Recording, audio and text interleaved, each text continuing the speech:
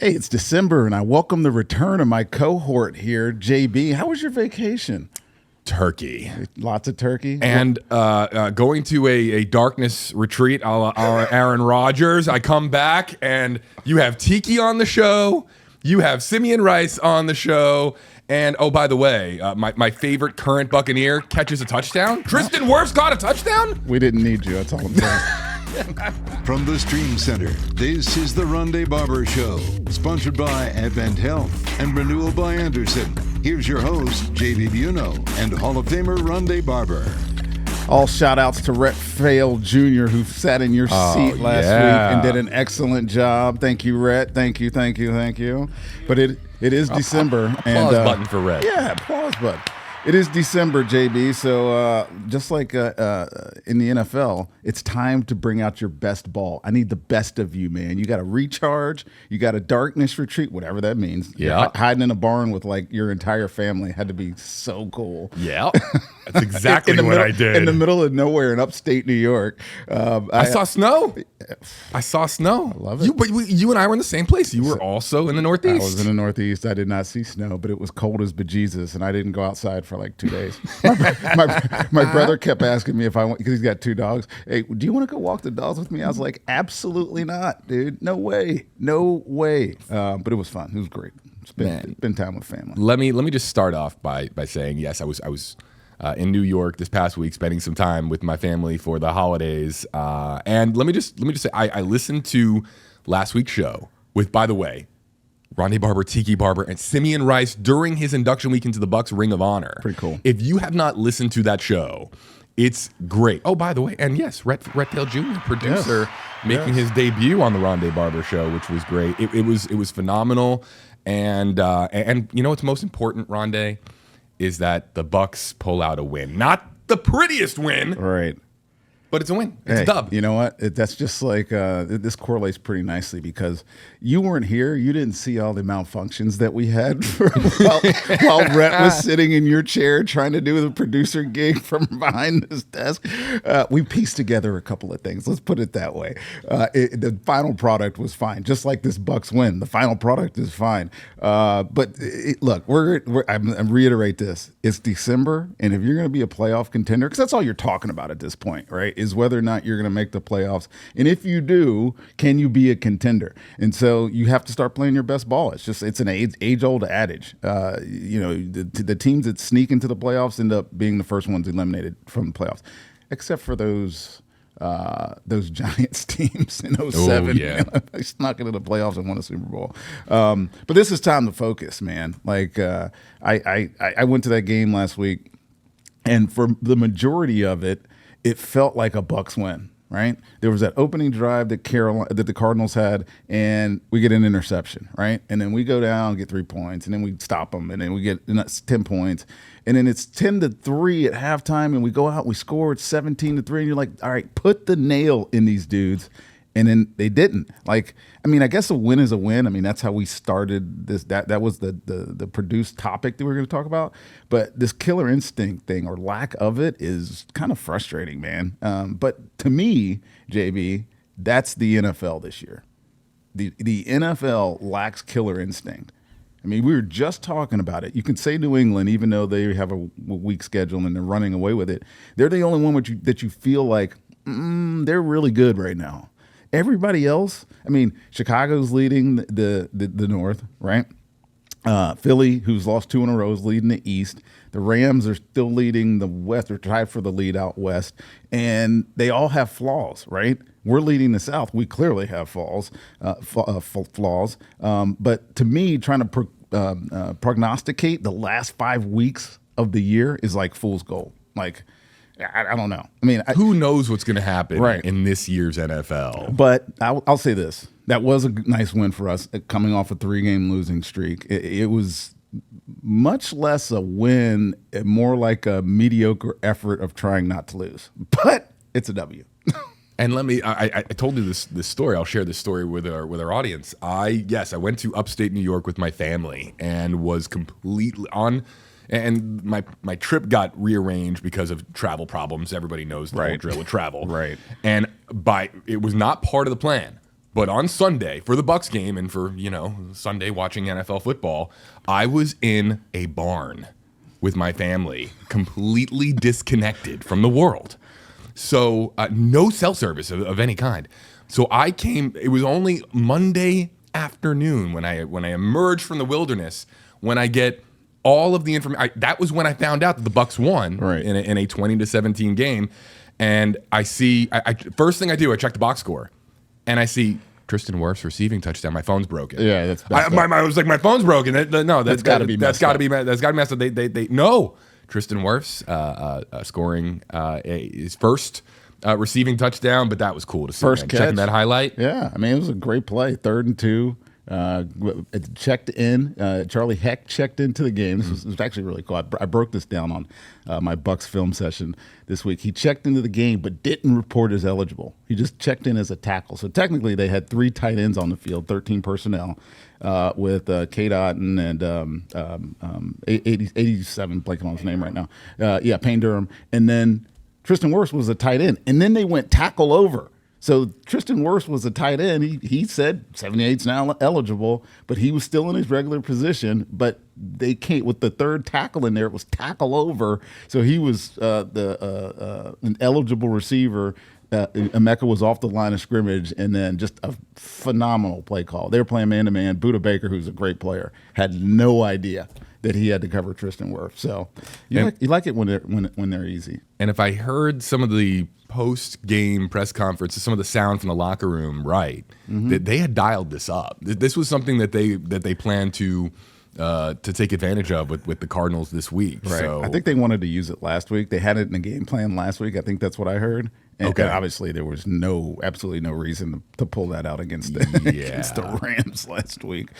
But there's some encouraging things, man. Like at the end of the day, we're still on top of the division, right? Yep. It keeps them in control of their destiny. The team that's chasing them, they play twice, barring, a collapse against the Saints this week, and they play the Dolphins, which is we'll get into that in a little bit. But they've shown some resilience, man. They've obviously had a rocky stretch, which we know our Bucs. They're doing that every single year, right? It's like at some point, it's like it's not a question of when, it's or if, it's when we're going to go through a rocky stretch, and they rebounded. So I think last season, in the year before, having 2 years of like this little rocky road, but then going basically 8-2 in December and January over the last 2 years, I think gives you hope that they're built to make surges at the end of the season. So look, they're not dominating, but they're also not like completely collapsing. They've got close losses to New England, close loss to Buffalo. And really, if you eliminate all those big plays that they gave up on defense, those games probably have different results. So I'd say they're kind of at a hinge point. I think Jason Light and his team have built a team that's resilient enough. They can get hot. So no collapse, avoid the holes, and play with a little bit more urgency, like a tiny little bit more urgency on defense. And then we won't even have to talk about the if-not scenarios. Like we won't have to talk about having to win that last game against Carolina to get in. So I'll take where we are right now, just because this is where we are right now, and the league as a whole is playing the exact same. Anybody can beat any team any week. So there's about a dozen or so teams right now that could win the Super Bowl, and you really wouldn't be all that surprised. I can't call it. The team who's going to call it this year? The 2 teams that were in the Super Bowl last year, I would not pick them to win games this weekend. They could lose. Like the Chiefs could lose this weekend. Yep. That may be some foreshadowing. But right? In Philly, I mean, are they on? They're going to hit a 3-game losing streak, like we hit a 3-game losing streak. Philly, and we're only a game behind Philly, right? In the standings, so they hit a 3-game losing streak. They're just like the Bucs are, right? This is how the league is like operating this year for some reason. They've got exactly what they want though. They've got parity, and the only people that really care are each team's fan bases talking about why they suck from time to time. But to be honest with you, it's just the nature of the beast this year, man. Let's go through it. Here are the teams that I'm going to just throw them at you. If any of these teams won the Super Bowl, would you be surprised? You ready? Here we go. Chiefs, Chargers, Broncos, Colts, Ravens, Bills, Patriots. Going over to the NFC, Eagles, Bears, Packers, Lions. Yeah. I'll throw the Bucs in there. Yeah. Rams, Seahawks, 49ers. Right. There's so many teams that have legitimate Super Bowl aspirations. Right. It's not an exaggeration. Yeah, I mean the NFC West. You just said My that. God. They all have 9 wins. San Francisco hasn't had their bye week yet. There was another, and the other one's really competitive. Was it's the AFC West. Yeah, the two Western divisions, and that's like considering Denver's 10-2 without looking like a dominant team. And Kansas City's still Kansas City. So yeah, it's you know what? It's going to make for a great December of football. Absolutely, right? Because I don't bet on football. I do fantasy. It's fun. It's fun. Everybody does fantasy. But this would be the December that makes me the most nervous to be betting on the league right now, God. because it's so wildly unpredictable. And that brings me to, and we can expand on this a little bit later on in the show, Rondé, but I emerged from the darkness retreat with my family. I'm waiting for 1 bar of service. Like, come on, I have 1 bar just so I can get my scores. I need to know what happened. Did the Bucs win? I have no clue going into Monday if the Bucs won or not. And then I look at I say, what?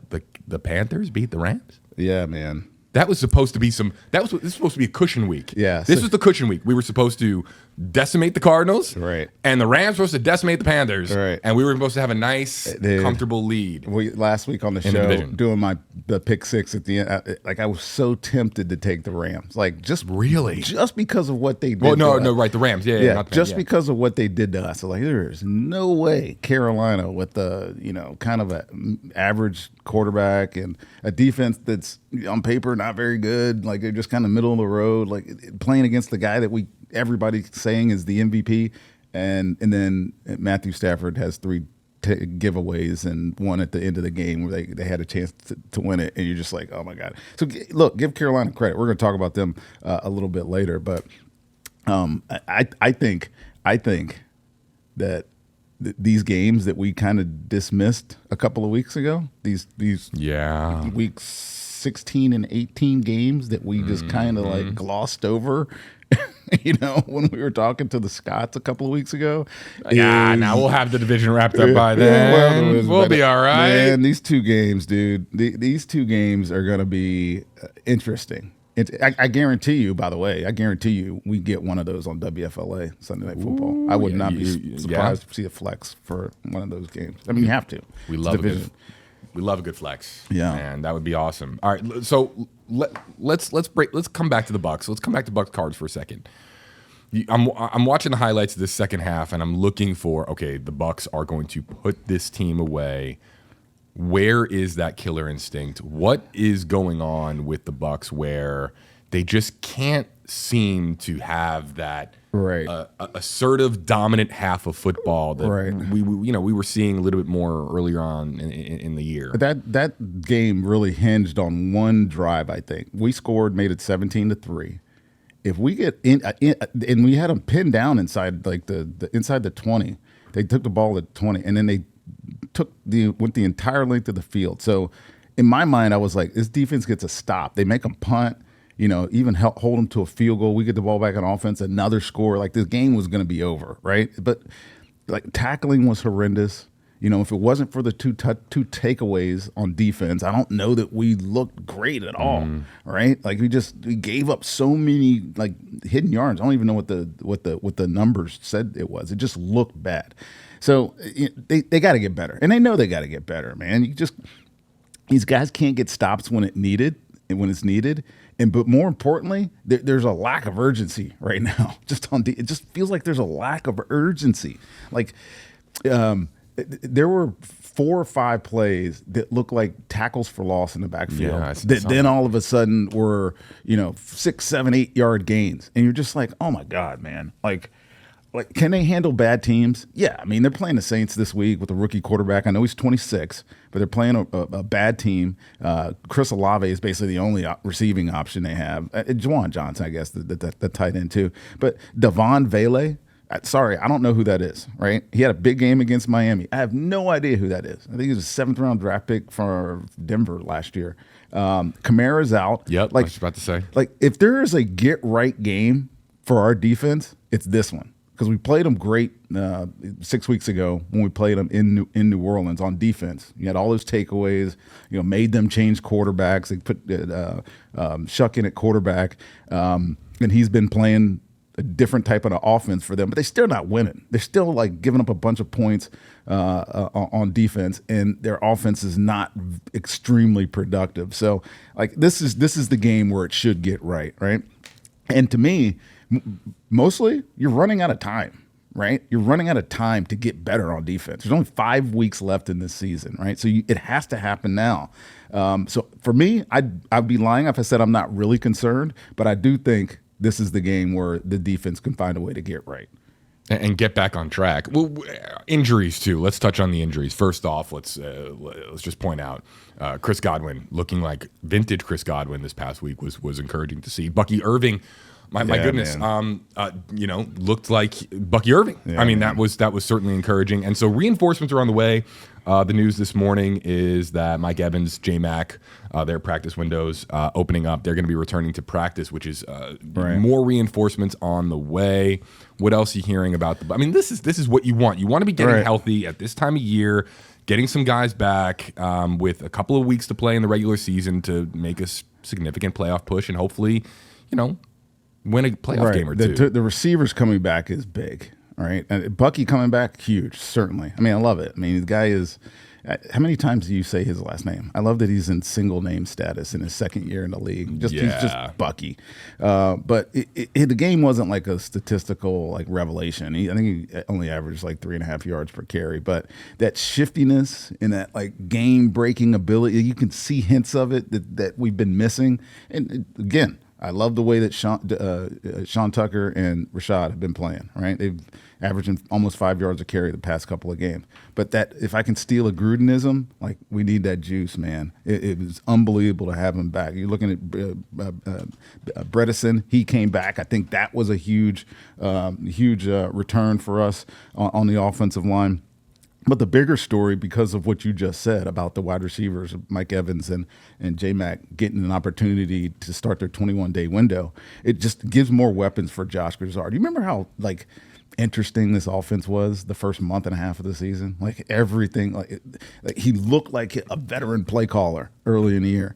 But then all those guys get hurt, especially at wide receiver and offensive line too, but certainly at wide receiver, and the playbook just shrunk because you got 2 rookies starting.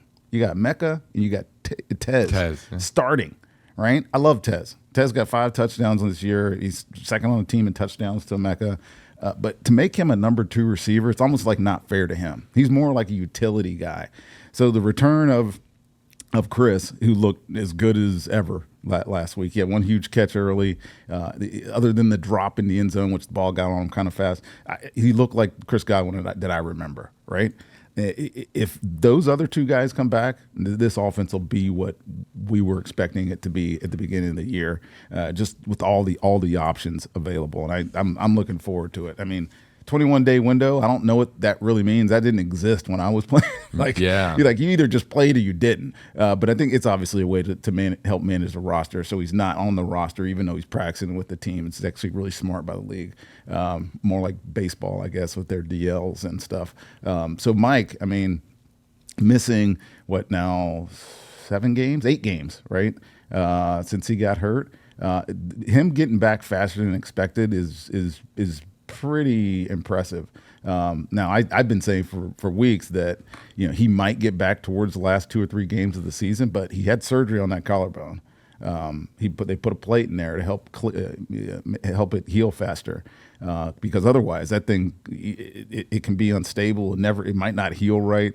But his intentions to play and play soon, I'll take him. So teams stop feeling like they can play man-to-man on us all day long. Mike Evans will not let that happen. That is what he is best at doing for our offense, eliminating teams like want to have to play man-to-man against us, which has really been part of the reason why our offense has been struggling. And I love these rookies, but, Tez is small and Emeka's not great at getting off the line of scrimmage and bump man coverage. Mike Evans is very good at that. So Mike Evans, look, what's the scoop at One Buck Place? I mean, have you talked to Mike? I mean, have you seen him around the building? I saw him at the game the other day, and he's he doesn't look like bulked up Mike Evans. I mean, obviously he's had a collarbone injury. Right. He's probably hasn't been moving much weight on his upper body, but I'm sure he's moving and running. I saw J Mac on the field the other day when I was filming something, Tampa, the Bucs game plan for the stadium. He was out working with the trainer, so I know he's back. He didn't have a neck brace on, and if his 21-day window is open, that means he's within that those 2.5 weeks, 3 weeks where you can make a decision to come play. And he's itching. I mean, it's funny. You almost like at some point during this year, you almost forgot about J Mac. Right, because Emeka had such a good start to his career, his career here. Tez started getting his plays, and you're like, God, we were such a loaded receiver room to start the year. We were talking on this show that we probably had one of the deepest, if not the deepest, wide receiver rooms in the league. Right, and then all of a sudden had nothing. So to be honest with you, got to give some credit here to Emeka and Tez for holding down the fort, man. Obviously, and Sterling Shepard too, man. Who's second on the team in receptions. I think that matters. Like those glue type of players matter, and it's pretty cool to say that two rookies are your kind of glue players here. So good for that. Take that back. K-Dot has the second most receptions on offense. Just look that up. Let's fire up the barbecue. I got a question for you because I have a funny feeling. Mm-hmm. I have a funny feeling that if I ask you who the most important Buck to get right for the home stretch is on the offensive side of the ball, you're going to say Mike Evans, right? I think that's pretty fair to say. Yeah. How about on defense?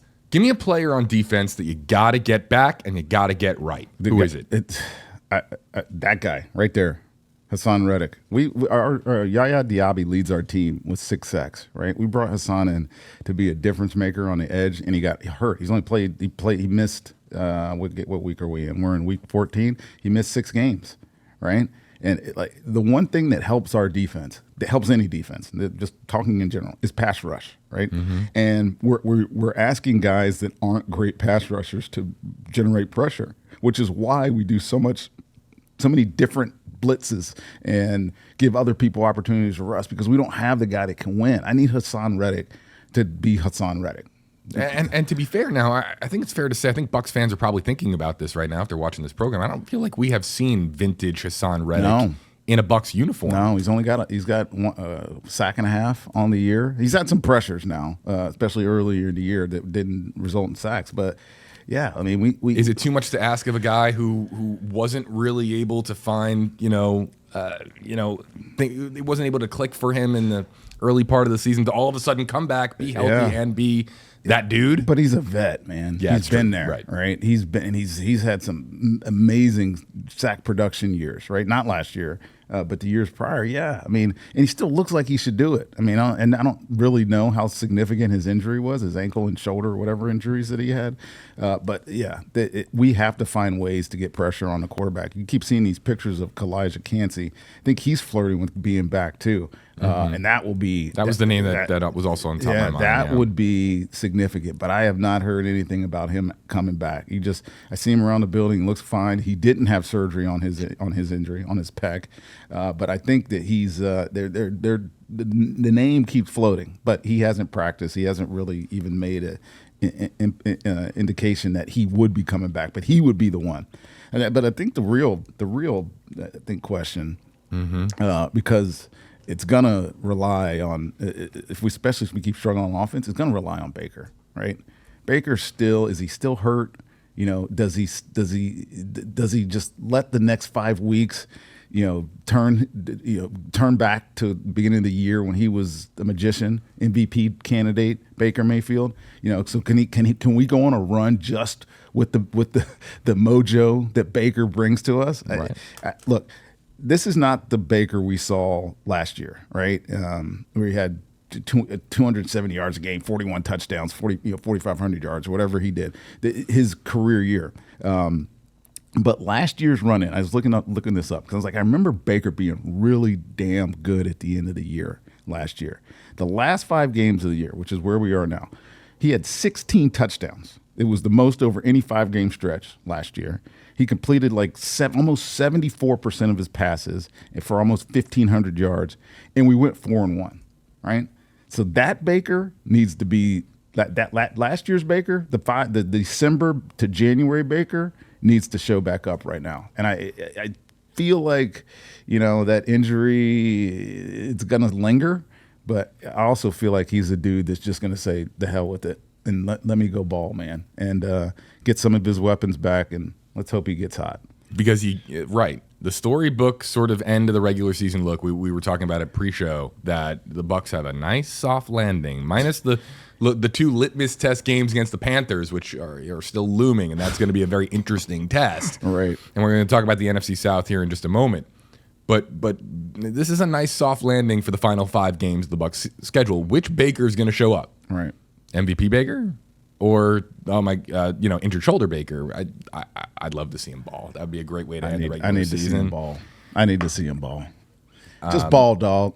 That's it. Just ball, dog. He's got 4 of his 5 offensive linemen back. Now Feeney, he's not great, but the offensive line's has been fine. Dude, getting Luke back, Gedeke back has been huge. He's been absolutely annihilating people. He had a couple of highlight blocks. Yeah, Bucky's touchdown run. He pulled from. Usually we've been pulling Tristan from tackle to go the other way. That Bucky run, he pulled Gedeke across and he knocked somebody out. Bucky made a great jump cut to go outside of him. But yeah, I mean, like the offensive line is pretty healthy. It like feels solid enough. So I think earlier in the year when both of those guards were out, Baker was a little jittery, man. Like he was uncomfortable in the pocket. He felt pressure in the pocket all the time, and it's felt less so here the past couple of weeks. So I hope going down this stretch, we get the best of all of them, and we find ways to win some of these winnable games, these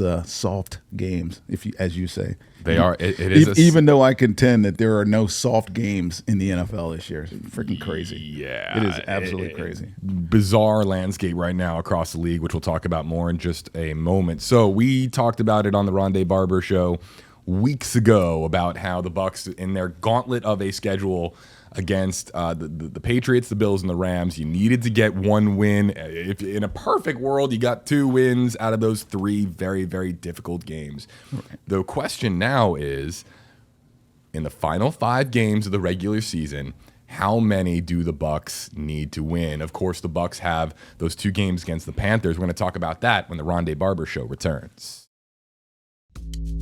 You're watching the Rondé Barber Show, sponsored by Renewal by Anderson, superior products, exceptional service, and by Advent Health, the exclusive hospital of the Tampa Bay Buccaneers. Now, here's NFL Hall of Famer Rondé Barber, and a guy who's afraid of the jugs machine, J.B. Buno.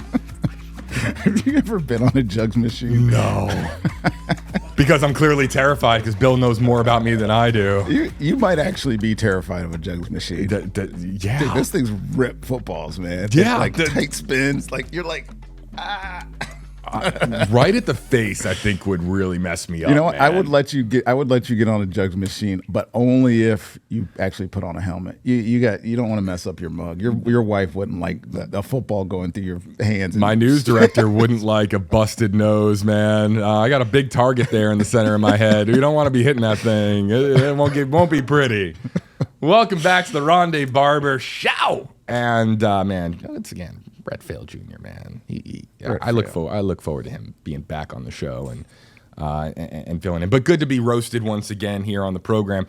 We are now talking about the landscape in the league. Yeah, we're talking about, not the league. And we're going to really hone in now on the division. The South, right. The NFC South. And this is, let's actually talk about this graphic because this graphic was made by Rhett. Well done, Rhett. Yeah, and it's a fascinating graphic at this point in the season because Bryce Young is front and center in this graphic because the Panthers, lo and behold, are the most legitimate threat, obviously, to the Buccaneers in the NFC South as we approach the final chapter of the regular season.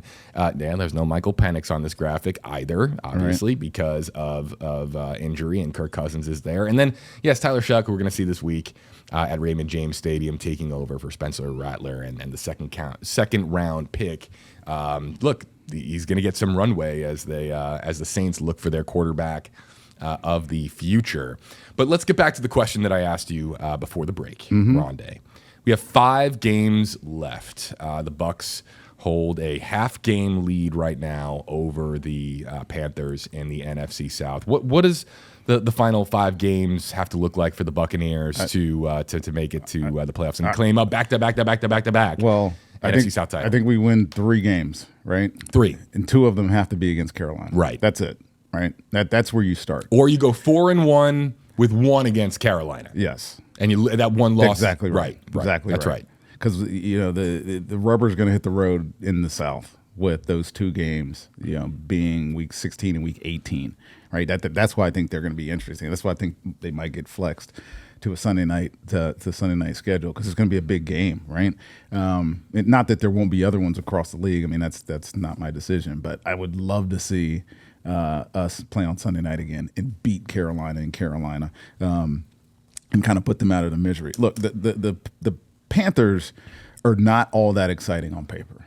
Like I hate to say it, they're just not. They have a middling defense. It's like middle of the road all the way across the board statistically. So if you're just looking at what they're doing, you're just like, they do a lot of things good, a lot of things, some things bad. They take the ball away, which they did last week against the Rams. Quarterback is just kind of blah. He's having a good year, but he's not like lighting the world on fire. They have a great running game. Rico Dowdle is I think top 8 out of nowhere. Yeah, in rushing in the league. But they're enigmatic, man. In the last month, they lost to Atlanta and New Orleans and beat the Packers and the Rams. Yeah, weird. Right? You're like, come on now. Like, who is this team? Like, you pulling enigmatic out, by the way. Yeah. Man, hey, look, just trying to describe what they are. Like, it's true. That's a perfect word to describe exactly what the Panthers are. Dave Canales has done a good job. Like, Ejiro Evero, the defensive coordinator, has done a phenomenal job on the other side of the ball. J.C. Horn, the corner, might be one of the top 3 or 4 corners in football right now. And he's out. But he's like, I think 3rd or 4th in the league in interceptions. And he's a great cover guy. By the way, that's the problem with him. He stays hurt. But he's a great player. I still don't think they're winners over us overall in the South. I think we're the better team. But to me, they've been the biggest surprise of the year, right? Because this was a team that I completely discounted. It was going to be us in Atlanta. Atlanta had made the acquisitions and was ready to make the jump with all that talent they have on offense. But, look, they drafted well. Dan Morgan, their GM, they drafted well. Tetaroa, McMillan. He's a stud. He reminds me of Mike Evans, by the way. Just the build and the makeup. Yes. And the jump ball sort of. Yes. Yeah. And I think aside from, let's see what his numbers are. Aside from, it's him and Emeka that are the 2 best receivers in football. Quick correction, J.C. Horn, he did have he had a concussion. He exited the game, but right. Canales is hopeful that he could suit up. Right. But, yeah, McMillan's got 6 touchdowns just like Emeka. I think he's got a couple more yards than him. He's averaging 14 and a half yards. But, who is he, right? In this offense, who is he? He's a first-round draft pick. He's got twice as many catches as anybody else on the team. And he's from a quarterback that I think is pretty average. So, they got pieces. They've pieced together a pretty good football team out of nowhere, and I think unexpectedly, they're in serious contention. So, is that on the shoulders of Canales? Is he an under the radar sort of? I think he's managing this quarterback really well. Yeah, man. I think he's. Well, we saw it here in Tampa, right? I think he's doing right by Bryce. He's not asking him to do that much, right? Now, can Bryce Young have a 458-yard game? Well, he did. Right. If you had that on my bingo card, I would have said absolutely not. I'm not putting a piece down on that happening. But he did, right? So Dave Canales, I think, has done a great job there. Not that I was doubting Dave Canales, but I definitely doubted Bryce Young. I think we all did. Yeah, I think we all still kind of do. I was just about to say, I think I do. Still do. I don't but look at. I don't. I can't see a future where Bryce Young is a top 10 quarterback in the league. But hold on though. Yeah. We've been through this so many times before. We said the same thing about Sam Darnold. Yeah. We wrote off Daniel Jones. We wrote off Geno Smith, even though we wrote off Baker. Right. The world wrote off Baker, and he was a Heisman-winning #1 overall pick. Right. As this man is. So we got to learn from our lessons that just because a young man doesn't make it in the first few years in the league at the toughest position to play, basically in all of football, if not all of sports. Right. He could figure it out. Right. Everything could click for Bryce Young in a couple of years, and he could be that dude. So to put a bow on this in the South, like we just have to handle our business, and we got to handle it against this team. It's that time of year. We got a Thursday night game against Atlanta, which they just don't look very good at all. I mean, I feel bad for my guy Raheem. It's not going well, man. It can't stop. They've been in every game. Like there's probably 3 or 4 games that they should have won that they lost at the very end of the game. Like they lost to the Jets last week. Thank you. As the graphic comes on screen here, they lost to the Jets. Right. It's not good. Like the Falcons lose to the Jets and the Panthers beat the Rams. Right. I swear my phone was. I thought it was busted. I thought it got frozen in the tundra of upstate New York, and I thought Tristan Wirfs caught a touchdown. The Rams lost to the Panthers, and the Falcons lost to the Jets. I thought my phone was. I was like, man, I just got this iPhone 17. I got to throw this thing in the garbage. It's broke. All right. Nope. All right. It's yeah. We'll deal with them next week on our short week when we have them on Thursday night. But yeah. So then let's flip things around to poor Raheem to the Saints now, because we got them obviously coming up. I mean all right. So that team's really bad. Yeah, I mean the Saints are really bad. They've been somewhat competitive lately. They almost came back and beat the Dolphins, right? But lack of scoring points against the Falcons, who we just said was a bad team. Didn't score any points against the Panthers. They beat the Panthers. That was the game, the 17-7 game, when I completely wrote off Carolina. I was like, Carolina just lost to the worst team that we've seen all year, and yet they find a way to still sit with 7 wins on the season. Yeah, but the Saints got blown out by the Rams. They almost got shut out by us the week before that. The Bears stifled them. The Patriots killed them. They're the only team in the NFC that has not broken the 200-point threshold. Their offense is inept. Yes, and that guy right there, Kellen Moore, is supposed to be. An offensive guru might be strong, but that's supposed to be. Yeah, you can't do it without a quarterback, though, right? Yeah. Is Shuck the future? Probably. It's not Spencer Rattler, right? So is this quarterback that we're seeing a better option for them? Certainly. He's got a bigger arm. He can move the ball down the field. He has absolutely no weapons to work with. Like I said, Chris Olave is the only receiver of note. Devon Vele. What? Who? Well, they traded Shaheed to the Seahawks. Seahawks, right? Who they did. I don't think they played them. No, they have played them already. So yeah, it's a team that there's no business for us not to absolutely run away with this game this week.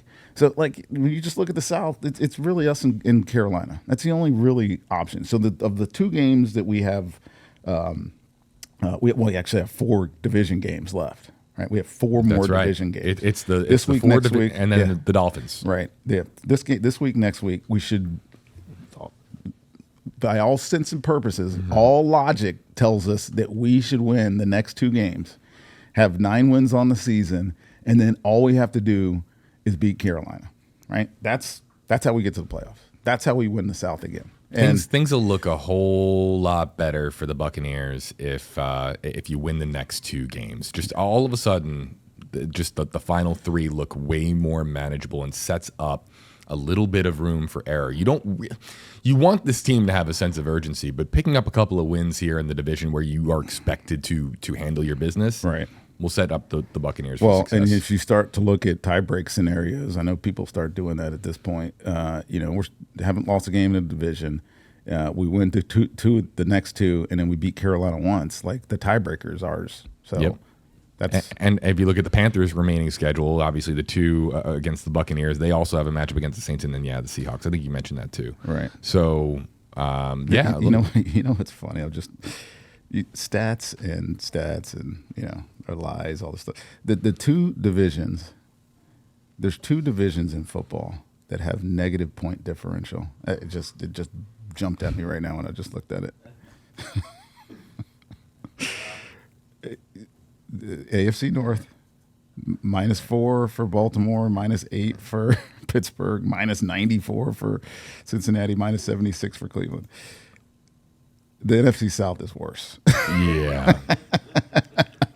-22 for us, -50 for Carolina, -33 for Atlanta, -113 for the Saints. The good old NFC South. Oh my God! Somehow, obviously the Tennessee Titans are the worst, -158, and Las Vegas is -129. But yeah, how about that? We're one of the two divisions in football with scoring less points.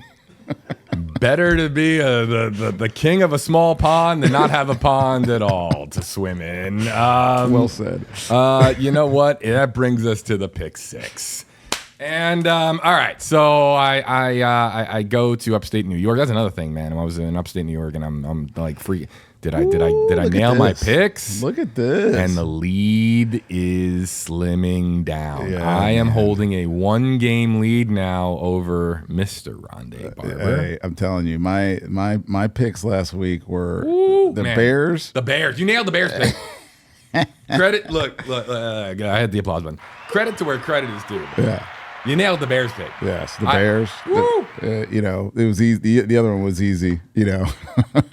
Betting against the Raiders. That's pretty easy. And I picked the Browns, thinking that I don't know. I mean, it wasn't completely like the great that's a top 3 defense in the league. Number 2 defense in the league, right? Like, are they 2 right now? I think they were 2 Correct. They were 2 going into last week. I do know that.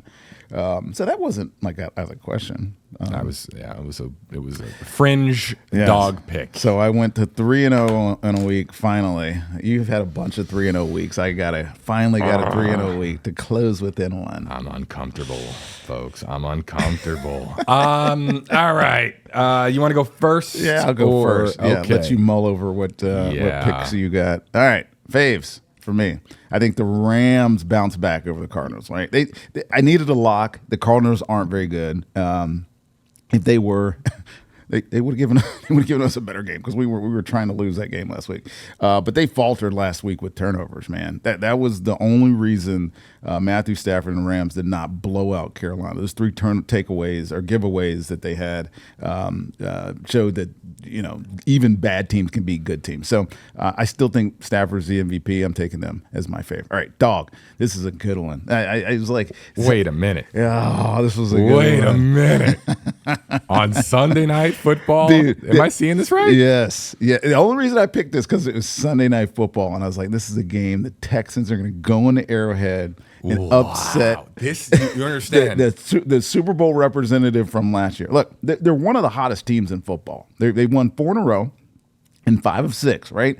Only suddenly out of nowhere, the AFC South is uber competitive.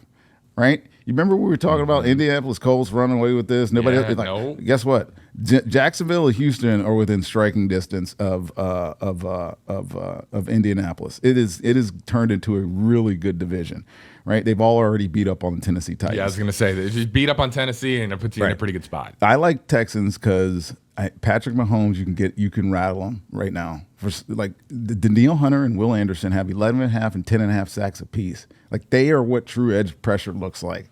And they got a strong secondary, young secondary, and their quarterback came back last week and looked good. Like, they hadn't looked great on offense. You're You're picking the Chiefs to have a losing. You're basically ending the Chiefs I'm dynasty ending the this Chiefs. week. Ending Yeah, the you're Chiefs. smiling. Okay, I'm ending the look. Chiefs right Our now. podcast audience, Rondé is grinning ear to ear right now because he is basically putting the nail in the Chiefs' coffin. Yes. All right. And then Bucs all day long. They need to sharpen up on defense, but the Saints are a division opponent. I know that makes some, people nervous or whatever, but we dominated them 6 weeks ago on defense. Yeah. I like that we're returning some players. The Saints just don't have enough, man. I think we win that. So if I go 3-0, you falter somewhere along the line, we could be close. Ooh, Bears Packers. Yeah, all right. You're doing the Bears Packers. Yeah, I'm doing it. Oh my Everybody, God. I'm doing it. All right.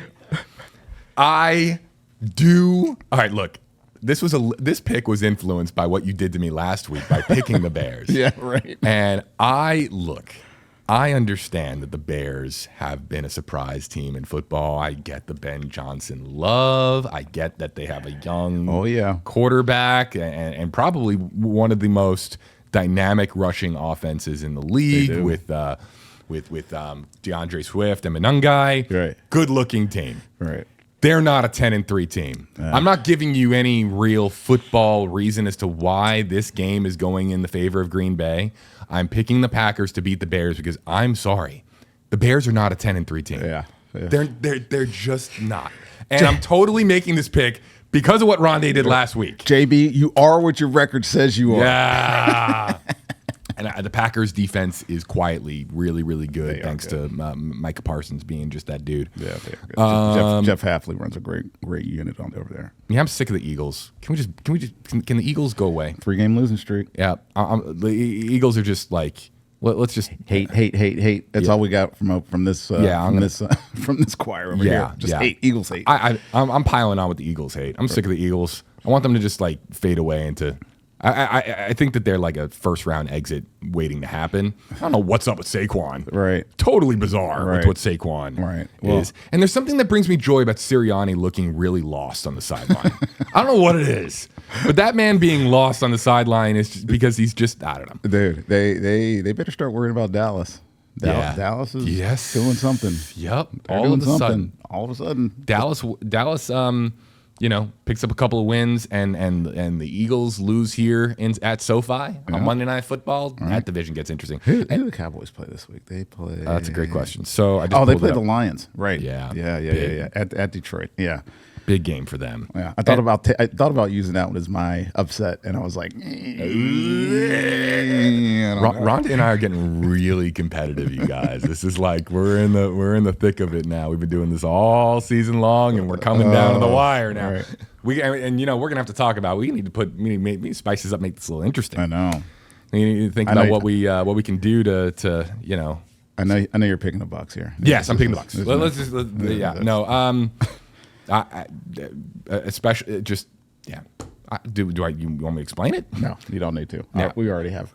All right, 22-14 versus 23-13. This is like the NFL. There's parity, bro. Level playing field almost. It's gonna be fun, man. The final few weeks here on the Rondé Barber Show, which will be back right after this. It's time for you to Ask Rondé, sponsored by Advent Health and Renewal by Anderson. We're making a little bit of extra time here for Ask Rondé because Dewan sent in a video question that I just can't wait to pick Rondé's brain on, because these are usually the questions that you and I talk about after the show with Rhett and Garrett and everybody. But this one we're going to do on the show. Oh, yeah. Hi, Garrett. I see you over there. What's up, buddy? Here's Ask Rondé. First of all, thanks for everything that you do for the city of Tampa. My quick question was, I just wanted to know what your Mount Rushmore of cornerbacks was, excluding you and Deion Sanders, and what your Mount Rushmore of quarterbacks that you played against are, excluding Tom Brady, because I feel like everybody puts Tom Brady in their list. Thank you. That's a great question. Ooh, okay. He framed that really well, too. He did. He put a lot of thought into this question. So no Deion or Rondé in your top four corners. Yeah. Brady. I wouldn't have put myself in there anyways. Oh, come on. Really? Are you serious? I mean, I could, but I wouldn't. And then, not playing Brady, not counting Brady, the guys that I played against, my Mount Rushmore. All right. What do you want to do first? Corners. We're going to start corners. And to me, this is you got to go back and look at the corners across time, right? Dion, yes, just because of his uniqueness and production and just the flair with which he played the game and how he did it, man, he was awesome. So everybody says that, but to me, the undeniable one is Rod Woodson. He might be my favorite player ever. He was physical, he's fat, like he was instinctive. He had elite ball skills, right? He had 71 interceptions, and he played forever. Moved to safety at the end of his career. He's just a smart player. He's like, I loved him. That one year he tore his ACL at the beginning of the year and then played in the Super Bowl. Like, I'll never forget it. Like, the guy was just unbelievable. Number two, he's got a great name, right? He's got a great name. Dick Night Train Lane, man. This dude is violence personified. Right? He's a hitter, right? He's a ball hawk. He was physical. He's big. He had 68 interceptions in his career. He had 14 in a 12-game season, which is still a record in the NFL. It'll never be touched, I don't think. Getting 14 interceptions in a single season. My Hall of Fame classmate, Revis. Right. To me, he was the best pure man-to-man technician ever. In fact, I used to grab a key. I know I told this story a bunch of times. I used to grab a key, and we would go watch Revis play man-to-man coverage. I just had to watch the guy, how he did it. At his peak, he was probably the greatest ever. Which is like 2009 Revis, where he was shutting down Megatron, right. Terrell Owens. He right. was doing it all. Right. The island was for real with this dude. Right. Lastly, Charles Woodson. Like, he played everywhere. He's just intellect, ball skills, played for the Raiders, made his hay in Green Bay, and that's when he became like this really versatile player. I think he was probably the most versatile player ever, and that's coming from one of the most versatile players ever. And he was productive for a long time. And he played, I think, 18 years I think he played 2 more years than I did. But he was awesome. He was a first-round draft pick, won the Heisman, and it was all legit. He was everything that you could expect from a corner for all his years in the league. I mean, there's other guys in there, like Aeneas Williams, I love. Champ Bailey, I love. Darryl Green, his longevity and still the fastest man ever at the end of his career were some guys. But yeah, that's my list. Woodson, Night Train Lane, Revis, and Charles. One more time. Yeah, say the list. Rod Woodson, yep. Night Train Lane, Darrelle Revis, and Charles Woodson. So you're really respecting history with Night Train Lane, man. This is a guy who played before you were born. You just have to follow you got to follow the numbers. Like, and he's like 6'2", right? Like, he was big corner before big corners existed. And Look at this photo. I know. Look at that. Rhett No face, this man. out, man. Where'd you get this, Wow. Rhett? Good job. I feel like I'm in the Football Hall of Fame looking at this photo. You start looking at this list. You go to like all 3 of these except for Revis, because Revis wasn't an interceptor, but all the other 3, they're top 5 interceptors in league history, right? Rod Woodson, I think, is second. Charles Woodson, I think, is 5th.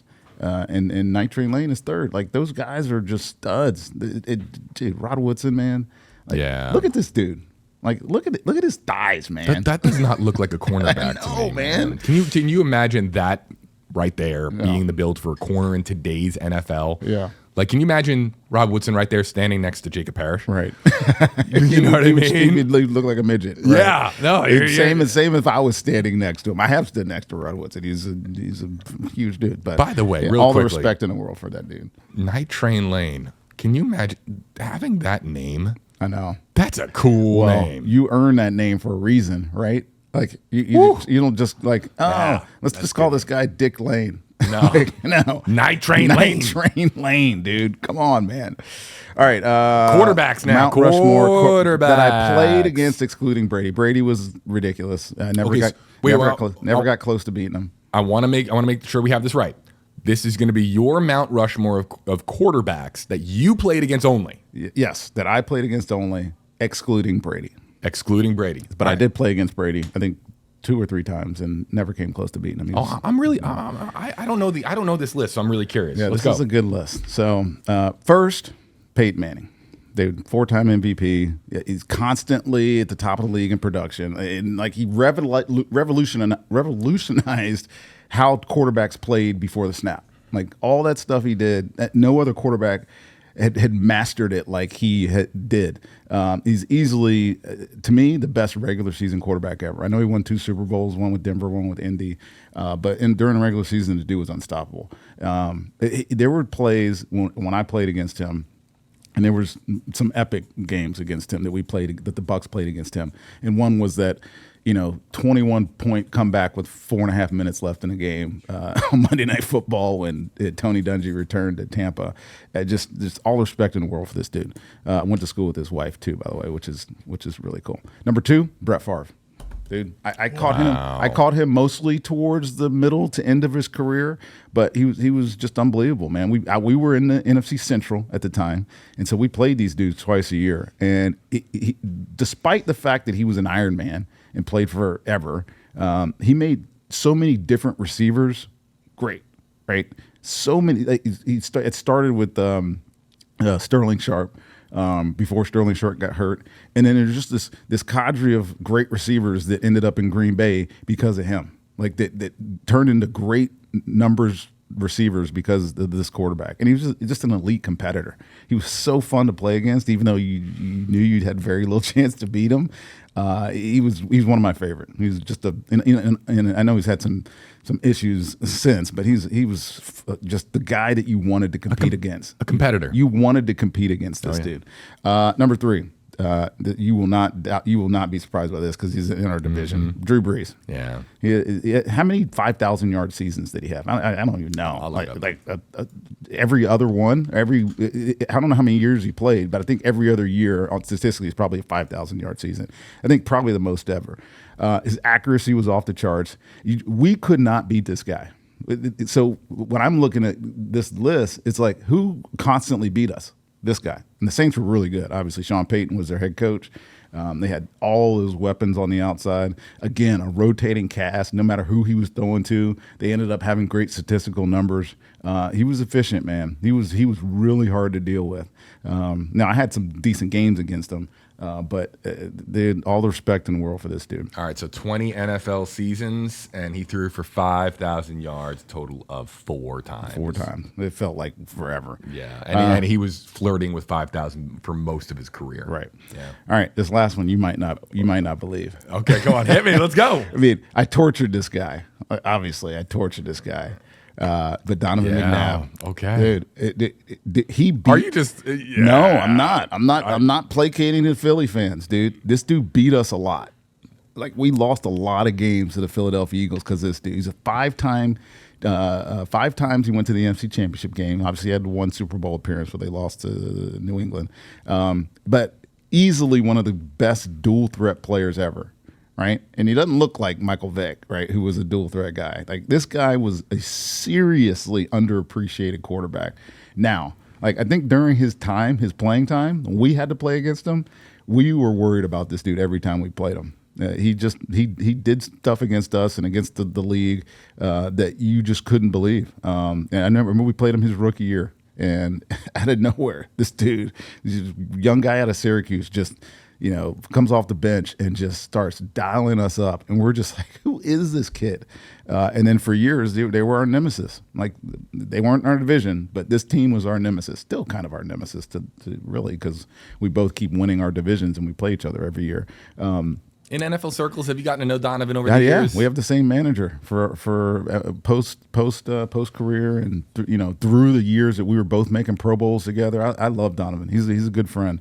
But yeah, man, the guy was good. He was good. I know a lot of people won't agree with this one, but Donovan McNabb was tough to deal with when I was playing. And with that, we get to draw a name out. It would be really cool if DeJuan won. I know. Let's see what we got. Rhett probably put DeJuan in here every. They're all DeJuan. It's a great question. All right. What are we getting? Oh, I hope it's somebody that has children, because you're getting a kids football. Woohoo! Woohoo. Let's see. It is Tristan Townsend. Tristan. There you go, buddy. Congratulations. I hope you have kids. If you don't, save it for your kids when you do have them. The Buccaneers are in the home stretch. We'll be breaking it all down. And again, if you missed last week's episode with Simeon Rice on induction week, Rondé and Tiki together, and the one and only, the incomparable Rhett Fail Jr. Please check it out. Absolutely. And YouTube commenters, man, we love you guys. Leave a comment below. Apple Podcast, Spotify listeners, we love you guys too. We appreciate you. Give a rating if you can, like, subscribe. You know the whole drill. Whole deal. And we'll, of course, be rooting on the Bucs this week as they take on the Saints at home. For Rondé Barber, I'm JB Buno. Thanks so much for joining us here, everybody, on the Rondé Barber Show. Thank you for watching the Rondé Barber Show on YouTube. To see how we produce digital shows like this one, check out the new Parker Street YouTube channel. Subscribe now.